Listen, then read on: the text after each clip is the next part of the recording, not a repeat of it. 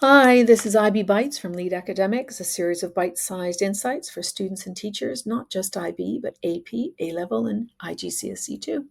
Today's topic is Introduction Essentials, a two-step guide to improving the quality of your commentary essays. The past paper we're working from is the May 2023 Time Zone 2, No Diet, No Detox, a lifestyle article published in The Guardian. And the essay, or rather the introduction we'll be looking at, is from a student's 2024 practice paper.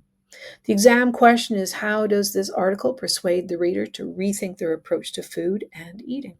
Let's begin. There are two key parts to the introduction, the background and the thesis. Strive for a maximum of 2 sentences for the background and a minimum of 1 sentence for the thesis.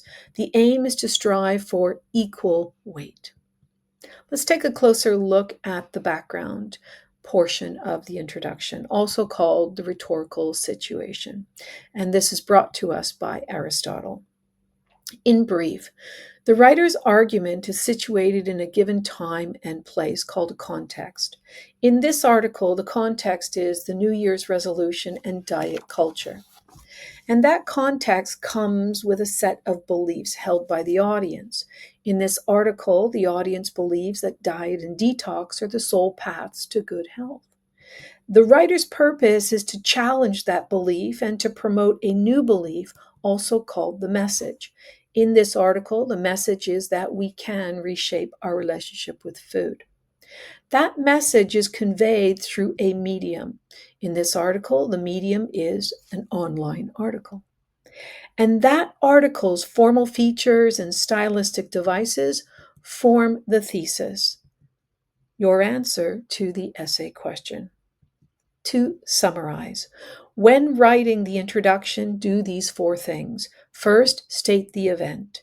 Second, state the audience's beliefs. Third, state the belief being challenged. And fourth, state the belief being promoted. Before looking at the thesis portion of the introduction, do like, comment, and share. Help get the word out to others who could benefit from this information. Let's now take a closer look at the thesis and how it's organized. The thesis actually begins with the medium, also called a text type. All text types have formal features, also called characteristics. For example, an article has a title, a subheading, photos, captions, and more. It is these features the writer uses to persuade the target audience. Aside from these formal features, the writer will also use stylistic devices, language, visuals, and appeals to ethos, pathos, logos. Together, the formal features and the stylistic devices form the thesis, the answer to the essay question. Let's take a closer look at this student's thesis. The essay question, we already know. How does this article persuade the reader to rethink their approach to food and eating? In unpacking the question, we know we have one job, and that's to explain the writer's use of formal features and stylistic devices. No matter the essay question, the answer is expressed through these 2 elements, always and without exception. This student structured their thesis with 3 stylistic devices: tone, diction, and imagery, followed by 3 formal features: varied sentence structure, appeals, and artistic image, or syntax, appeals, and image. There doesn't have to be a balance between the 2, and there isn't a set way to organize the thesis. As long as your thesis addresses the text features and devices, you're good. So there you have it, a 2-step guide to introduction essentials.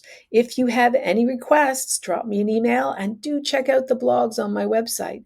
Please like, comment, subscribe, and share. This is IB Bites. See you next time.